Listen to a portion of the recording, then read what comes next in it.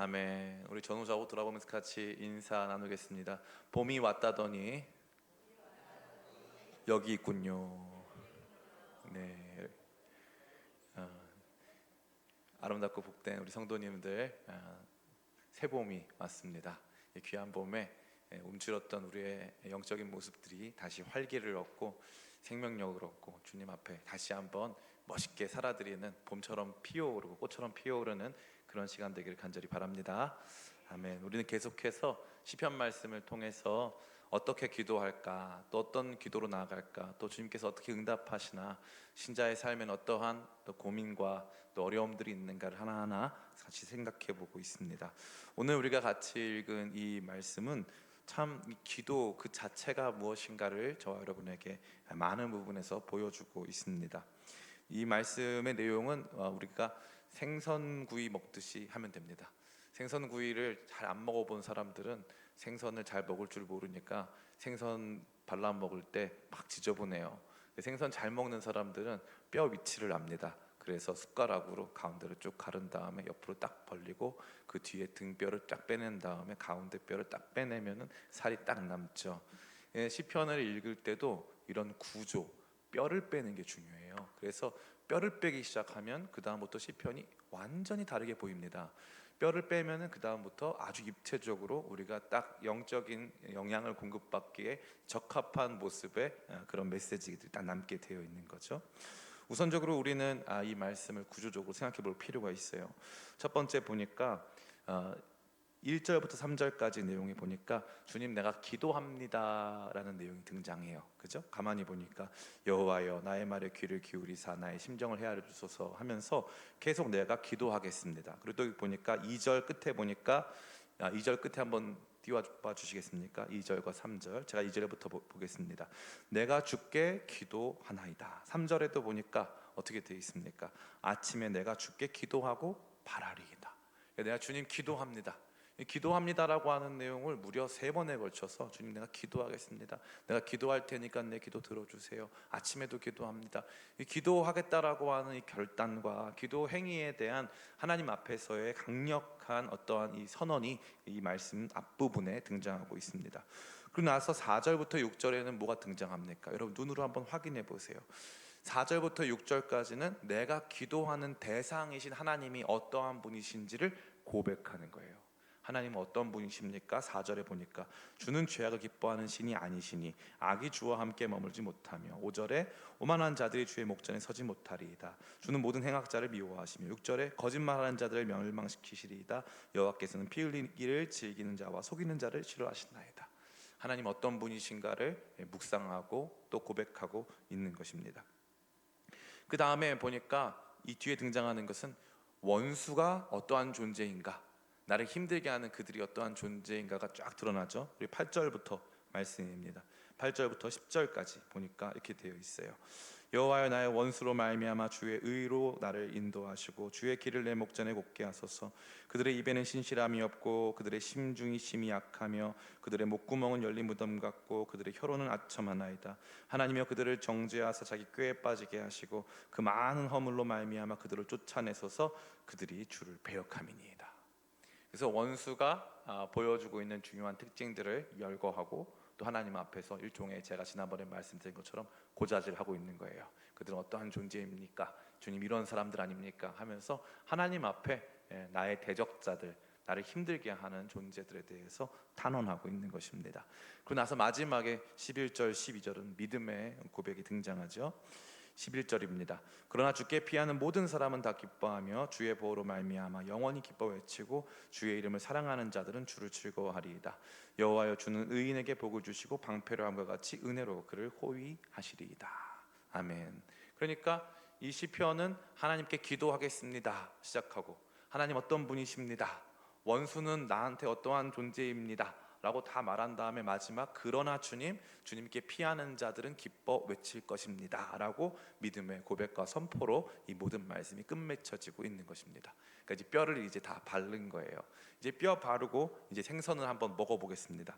생선을 가만히 먹으려 하다 보니까 한 3가지 정도의 내용으로 이 생선이 뭔지 이 시편이 뭔지 우리가 묵상이 됩니다. 첫 번째는 바로 기도에 대한 내용들이 이 말씀에 아주 강력하게 드러나 있습니다. 여기 보니까 여러분이 한번 세보세요. 여기 여호와여라는 표현이 몇 번 등장하는가?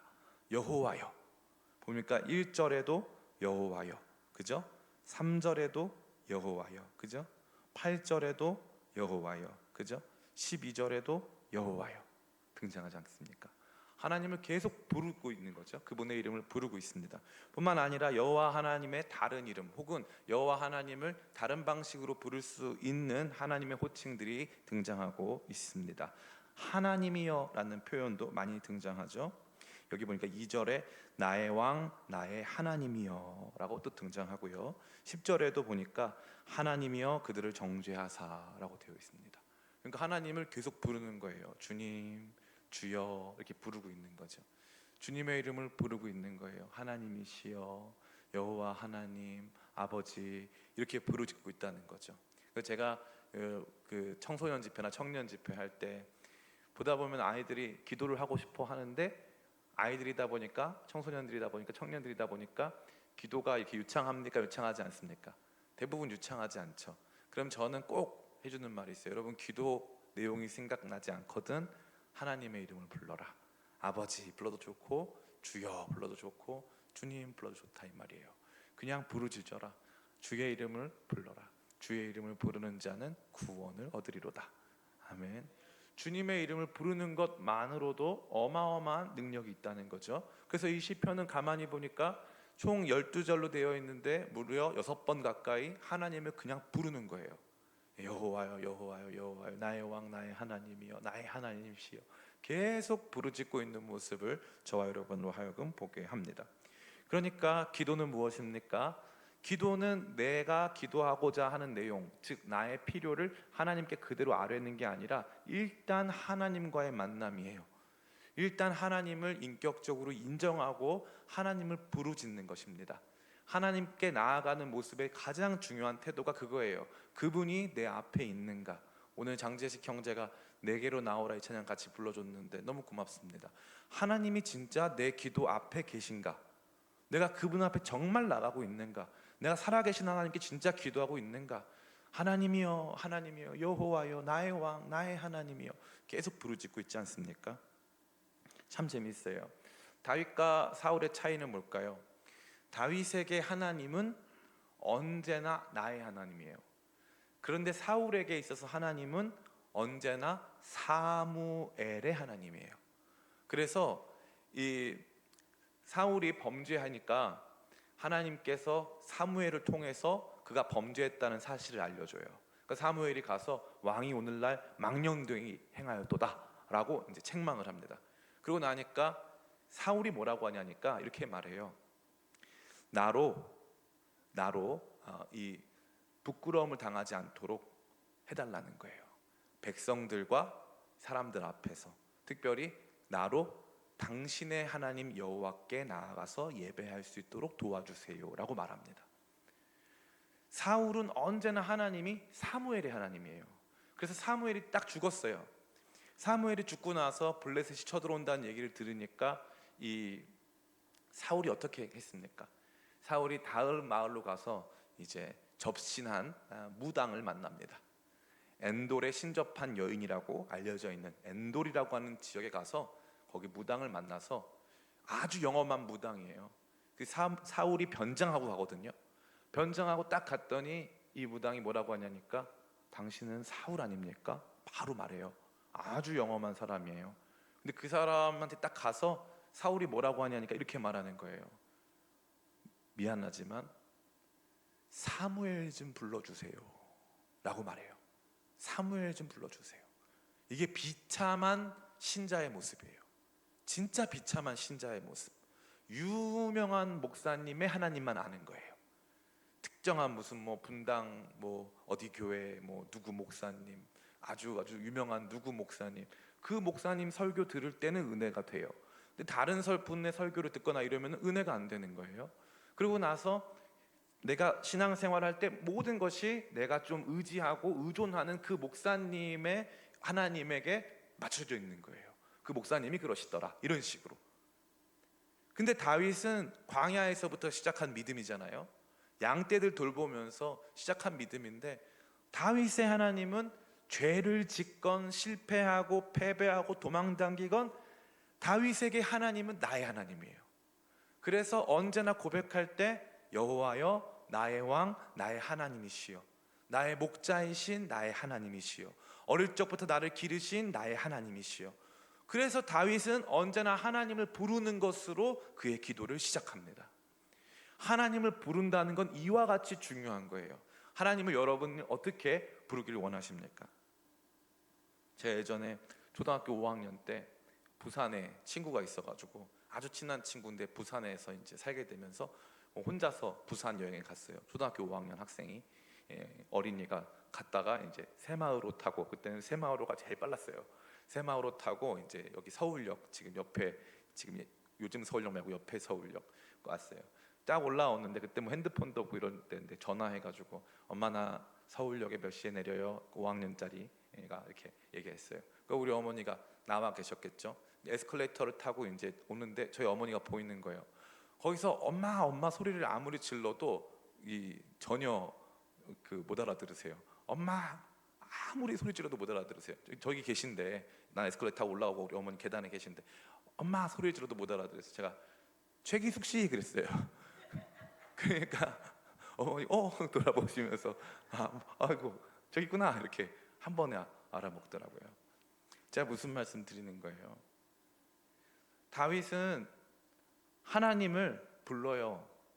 아버지라고도 부르고, 목자라고도 부르고, 주님이라고도 부르고, 여호와라고도 부르고, 나의 왕이라고도 불러요. 어찌됐건 그분이 나와 어떤 관계인가를 전제하고 그 하나님을 내 것처럼 부른다 이 말이에요. 기도자의 특권은 기도 받으시는 분과 굉장히 긴밀한 관계를 맺는다는 거예요. 그래서 여호와여 나의 왕 나의 하나님이시여 라고 고백할 수 있다라는 것입니다. 오늘 이 시편이 준 거룩한 모범은 바로 그거예요. 주님의 이름을 부르시는 저와 여러분들에게 축복합니다. 여러분이 아는 주님의 이름, 여러분에게 고백되어지는 주님의 이름, 나의 왕 나의 하나님이시여, 여호와여 나의 하나님이여 라고 하나님에 대해서 계속 부를 수 있는 우리 되기를 축복합니다. 정말로 우리 기도 안 나올 때는 그냥 주여 해도 괜찮아요. 주여 아버지 이래도 괜찮아요. 그러니까 정말 주님을 부른다는 것 자체가 기도에 있어서 아주 중요한 요소임을 이 말씀은 저와 여러분에게 전해주고 있습니다. 두 번째입니다. 기도와 관련된 두 번째 내용은 바로 응답에 대한 확실성입니다. 주님께서 반드시 응답하신다, 내 기도가 땅에 떨어지지 않는다라는 거죠. 응답에 대한 확실성입니다. 우리 같이 말씀을 읽어보겠습니다. 우리 2절과 3절입니다. 같이 읽습니다. 시작. 나의 왕 나의 하나님이여 내가 부르짖는 소리를 들으소서. 내가 주께 기도하나이다. 여호와여 아침에 주께서 나의 소리를 들으시리니 아침에 내가 주께 기도하고 바라리이다. 아멘. 이 말씀은요, 특별히 3절 말씀, 아침에 내가 주께 기도하고 바라겠습니다. 그러면 이 말씀을 그냥 아침 6시부터 8시에 기도하겠다는 걸까요? 다른 뜻이 있을까요? 네, 아침 6시부터 9시 사이에 기도하겠다고 하면은 이제 MBTI T예요. 네, 그냥 이과생. 여기 이 아침에 기도하겠다라는 것은 무엇인가면은 여러 가지 의미가 있지만, 지금 이 사람은 원수에 의해서 대적에서 공격을 받고 있죠. 그럼 영적으로는 하나님의 응답을 아직 경험하지 못했죠. 지금 현 상황에서는 이루어지지 않았어요. 그러면 이 사람은 지금 밤이에요, 아침이에요? 그렇죠, 밤이에요. 역시 1호 일문학과 학생이 잘 아는군요. 예. 장재식 경제가 1호 일본학과 학생 친일파입니다. 일본하고 친하다는 뜻이에요. 예. 다른 의미는 없습니다. 1호 일문학과 학생이에요. 그래서 아침이라는 것은 지금 내가 경험하고 있는 영혼의 깊은 어두운 밤이 아닌 상태를 의미하는 거예요. 그래서 아침에 다시 해가 뜨는 시간을 말하는 거죠. 이 어두운 밤이 지날 때에 내가 주께 그때도 기도할 겁니다. 그때가 올 때까지, 아침이 올 때까지 저는 기도합니다. 왜요? 여기 되어 있잖아요. 아침에 내가 주께 기도합니다. 아침에 주께서 나의 소리를 들으시리니. 하나님께서 그 시간, 밤이 지나고 이 어두운 새벽녘이 지나면 하나님이 내 기도 들으신다, 안 들으신다? 들으신다. 들으신다. 기도자가 가져야 하는 가장 중요한 믿음이 뭐냐? 하나님 내 기도 반드시 들으신다. 전 여러분이 그 기도에 대한, 기도 응답에 대한 확실성을 가지시기 축복합니다. 반드시 들으시는 거예요. 기도는 하나님이 정말 원하시는 것이고 기뻐하시는 것이고, 그 기도의 방법이나 기도의 때나 기도 응답의 어떠한 이 과정들을 다 알 수는 없지만 주님의 때에 주님의 방법으로 주님의 뜻이 이루어지는 줄 믿습니다. 아멘. 유튜브에 제가 만든 노래가 있어요. 주님의 때에 주님의 방법으로 주님의 뜻이 이루어지리다. 농담 같지만 사실이고 한 1만 명 정도가 봤습니다. 그 제가 만든 노래를 여러분 찾아가서 들어보세요. 그래서 너무 좋아요. 주님의 때에 주님의 방법으로 주님의 뜻이 이 다 이루어지는 거예요. 지금은 보이지 않지만 하나님께서 아침에 이루어 주신다 이거죠. 그 아침 태양이 떠오르고 새 날이 시작되고 어저께의 밤이 이제는 완전히 상황이 바뀌어서 아침이 된 그 순간까지 주님께서 그때 내게 응답하실 줄을 내가 믿기에 나는 포기하지 않고 기도하겠습니다 라는 거예요. 전 여러분들이 이렇게 포기하지 않는 기도로 나가시길 축복합니다. 오랫동안 우리가 아직까지 해결되지 않은 기도들이 있죠. 그런 기도들이 있지만 그 기도를 하게 하신 뜻이 있는 거예요. 그러니까 기도가 길어진다고 해서 여러분 두려워하지 마세요. 기도하는 동안 다른 것들은 다 이루어 주십니다.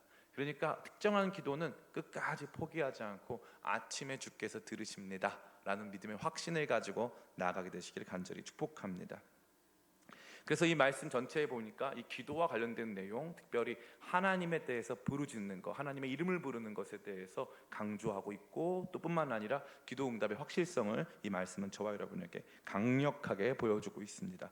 두 번째는 신자가 당하는 중요한 공격에 대해서 말해주고 있습니다. 우리가 뭘로 상처를 제일 많이 받습니까? 우리 상처 제일 많이, 그렇죠, 말로 상처받습니다.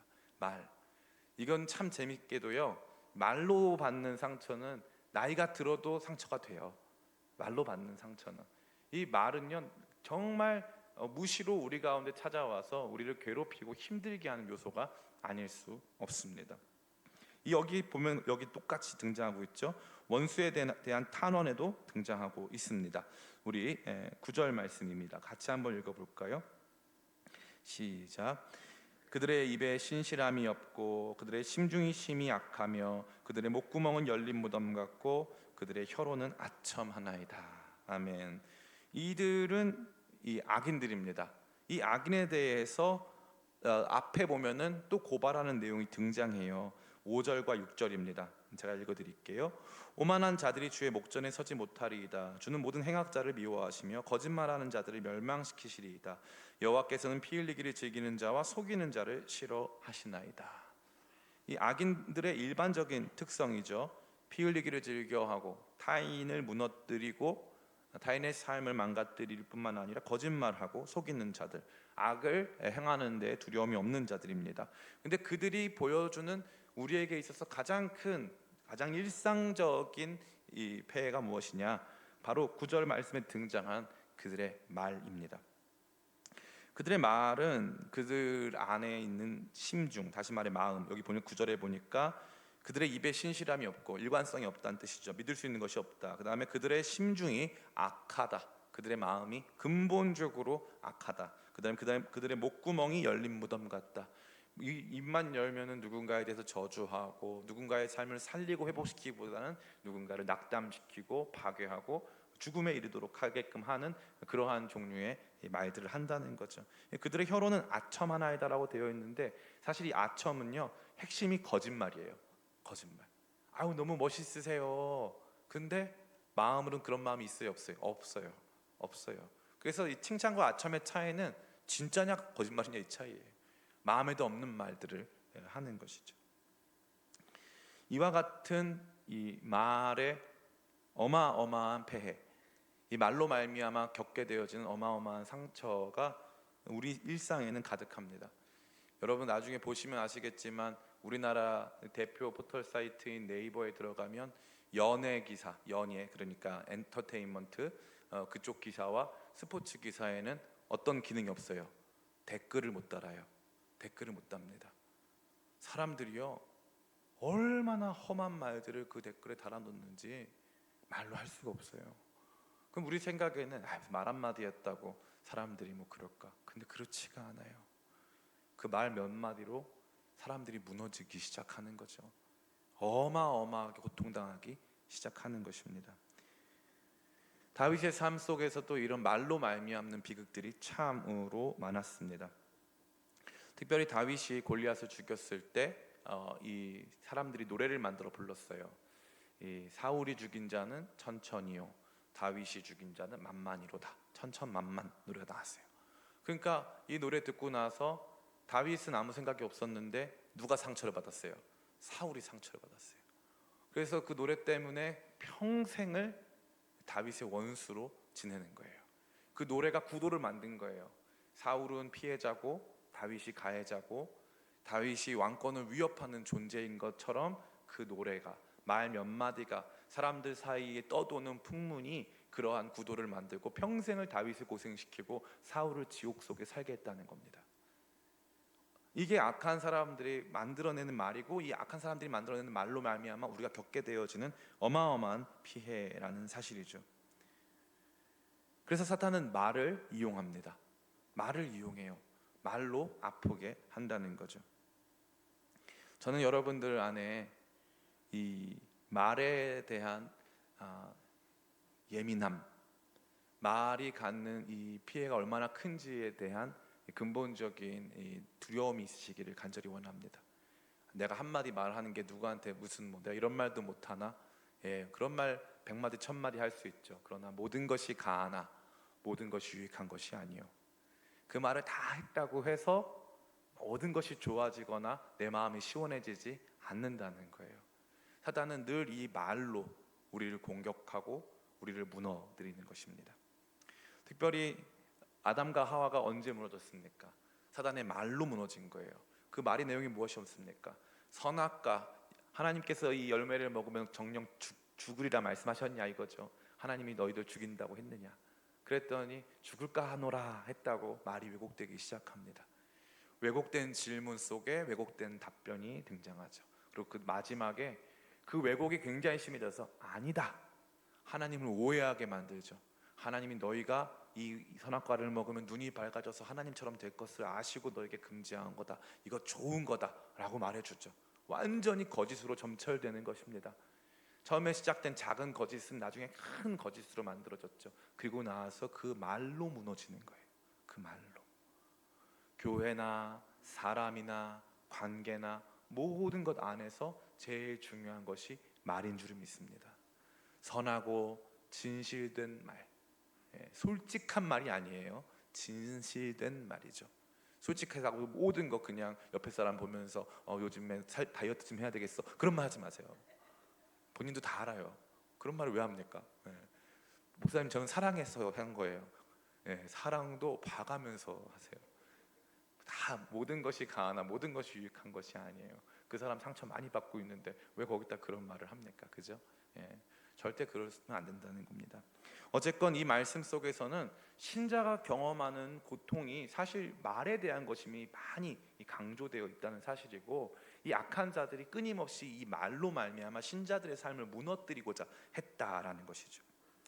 근데 흥미로운 것은 이 원수가 내게 강력한 말들로, 거짓으로, 또 다양한 나를 무너뜨리려고 하는 이 말의 공격으로 파상 공세를 펼칠 때 이 신자는 어떻게 하느냐? 1절 말씀 같이 한번 읽어보겠습니다. 시작.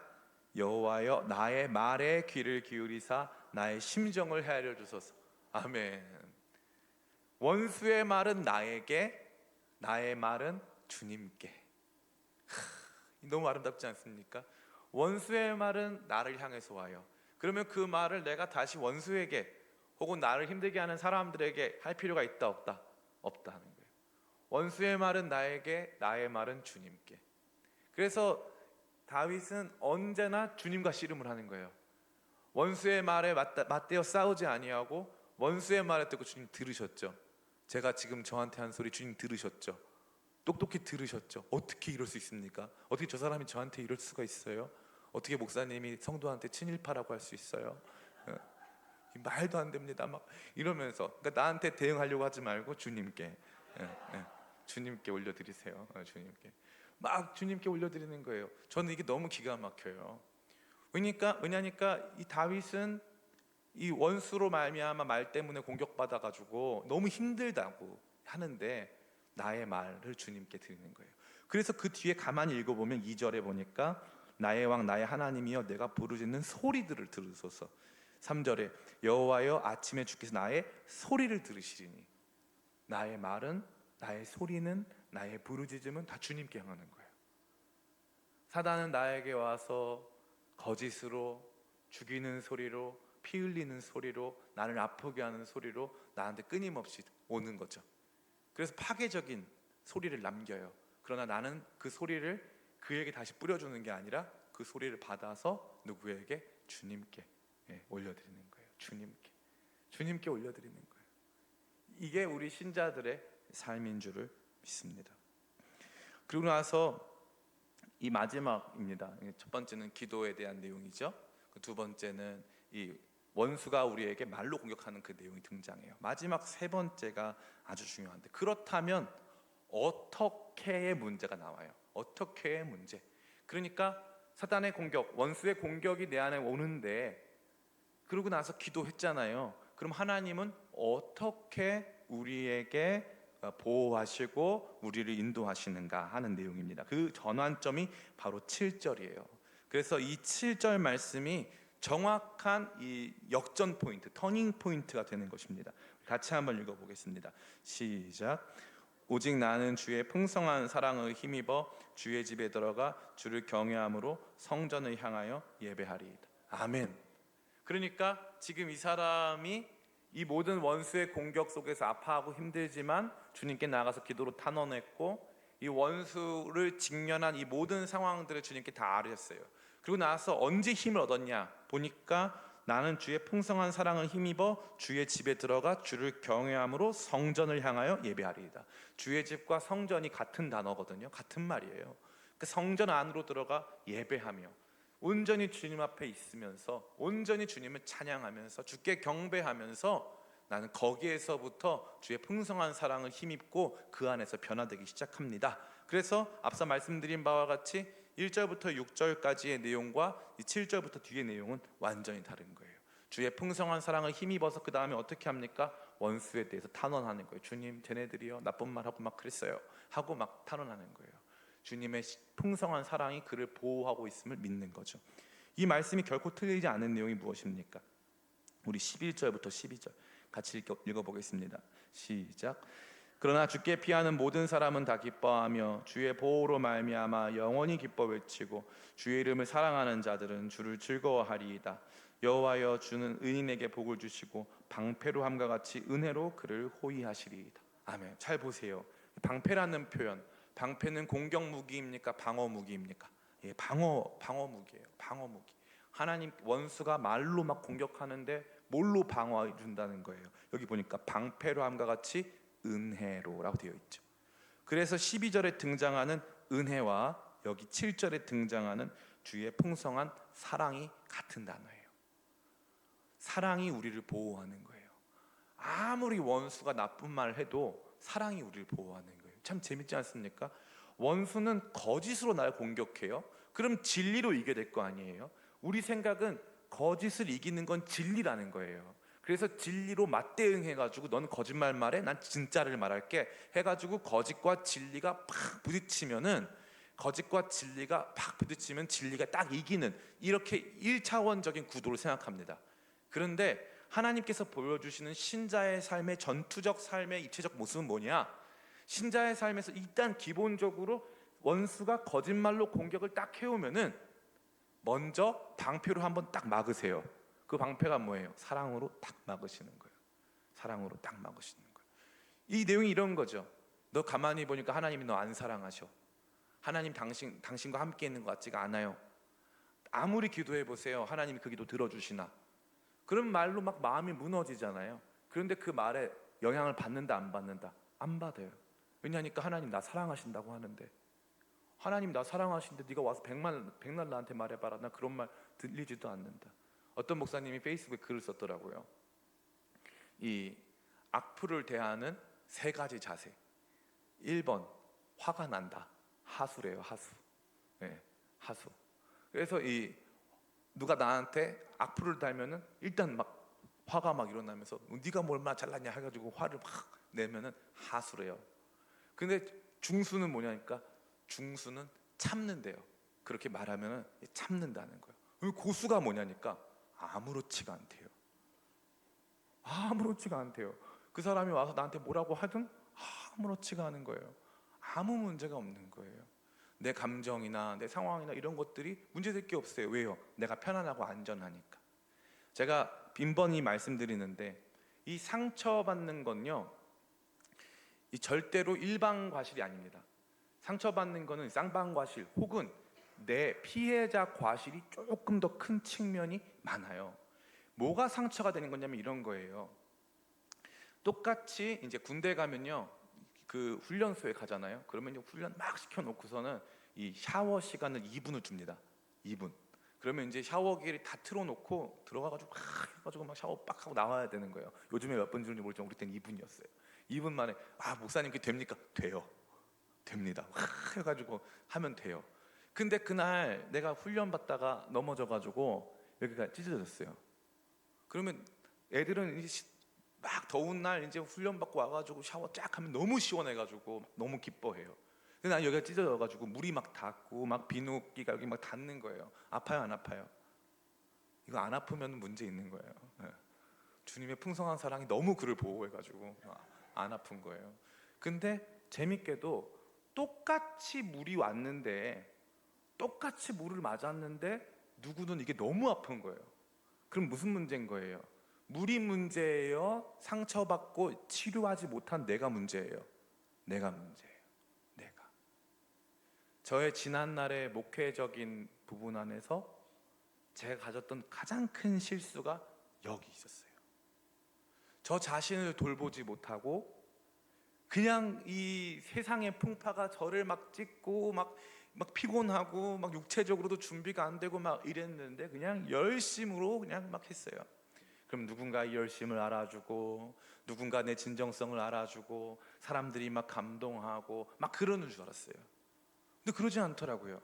근데 그렇지 않으니까 돌보지 못한 내가 이제 일상적인 일들이 다가오는 거예요. 그래가지고 막 물이, 남들은 그 물 맞아도 괜찮은데 저는 똑같은 물인데 그날따라 너무 아픈 거예요. 그러니까 제가 그때는 하수였으니까 누가 그렇게 말을 하니까 제가 와락 화를 내는 거죠. 와락 화를 내는 거예요. 그 사람들은 놀라는 거예요. 목사님이 왜 화를 내지? 사람들한테는 그 상처가 없으니까. 그 상처가 없으니까. 물이 닿으면 아픈 상처가 그들에게는 없거든요. 제가 제 상처 얘기 드리려고 하는 게 아니에요. 이 말씀 잘 보세요. 우리 모두 각자의 상처를 가지고 살아갑니다. 그런데 보니까 지금 이 기도하고 있는 다윗도 원수가 끊임없이 하는 말 때문에 상처받았다는 거예요? 안 받았다는 거예요? 받았다는 거예요. 끊임없는, 입만 열면 그들이 열린 무덤 같은 그 내용을 막 쏟아내고 막 아첨하는 말로 막 속마음은 막 정말 까만데 막 아닌 척하면서 내게 막 그렇게 말했다가 나중에는 막 배반하고 그들은 막 피 흘리기를 막 즐기고 사람들을 막 고난 가운데 두려고 하는 막 그런 이들의 막 모습 속에 다윗은 엄청 상처를 받은 거예요. 그런데 풍성한 사랑을 힘입어 성전에 들어가고 나니까 그들이 백날 첫날 내게 말을 해도 의미가 있다 없다? 없다. 특별히 주의 은혜가 방패로 호위함 같이 나를 호위하시더라 라는 거죠. 방패로 호위함 같이 나를 호위하시더라. 아무렇지 않다 이거죠. 요즘에 제가 이걸 정말 많이 느끼고 있어요. 그래서 아이들은, 사랑받은 아이들이 아주 건강하다고 하잖아요. 사랑받지 못한 아이들은 마음 가운데 늘 이 취약성을 갖고 있는 거예요.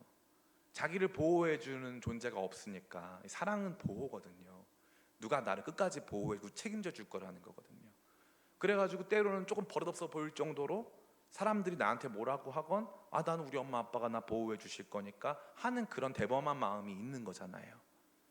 근데 우리 신자들도 어떠냐 하면은 때로는 고아 같은 마음이 있는 거예요.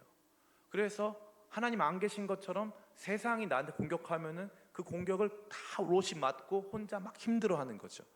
그런데 사랑 많이 받은 성도들은, 사랑 많이 받은 하나님의 자녀들은 어떻습니까? 누가 나한테 나쁜 말 해도 저 사람이 왜 저러지? 어디 아픈가? 괜찮나? 나한테 저렇게 말했으면 저 사람도 힘들었을 텐데 라는 마음에 여유가 생기는 거예요. 이 여유는 나한테서부터 오는 것이 아니에요. 하나님이 나 사랑하시니까. 하나님이 나 사랑하시니까 그 다음부터는 나는 괜찮은 거예요. 나는 괜찮은 거예요. 어떤 분들이 저한테 맨날 말씀하세요. 목사님 힘내세요. 목사님 힘내세요. 근데 저는 괜찮거든요. 저는 생각보다 아주 괜찮거든요. 근데 제가 왜 괜찮냐니까 하나님이 저를 사랑하신다고 하니까 저는 괜찮거든요. 하나님이 저 사랑한다고 하니까 저 괜찮거든요. 제가 어저께는 이 김용희 선교사님이라고 아주 유명한 이제 순회 선교단 이제 선교사님이 계세요. 그분 아들을 만났어요. 아들하고 4시간 정도 김선교 선교사님하고 4시간 정도 이제 교제하고 시간을 나눴어요. 저 남양주에서 30명의 젊은이들과 함께 하나님 나라를 꿈꾸면서 유치원부터 초등학교, 그다음에 카페도 하고 교회도 하고 해외 선교도 가고 막 매일 예배 드리고 청년들의 삶이 막 변화되는 그런 내용들을 막 제가 들었죠. 딱 보니까 그 아버지의 그 아들이에요. 정말 아주 용기 백배하고 보통 사람이 아니에요. 보통 사람이 아니에요. 근데 이 선교사님을 제가 보면서 느낀 게 하나가 있는데, 사랑을 많이 받았구나. 그러면 그 사랑이 뭐냐?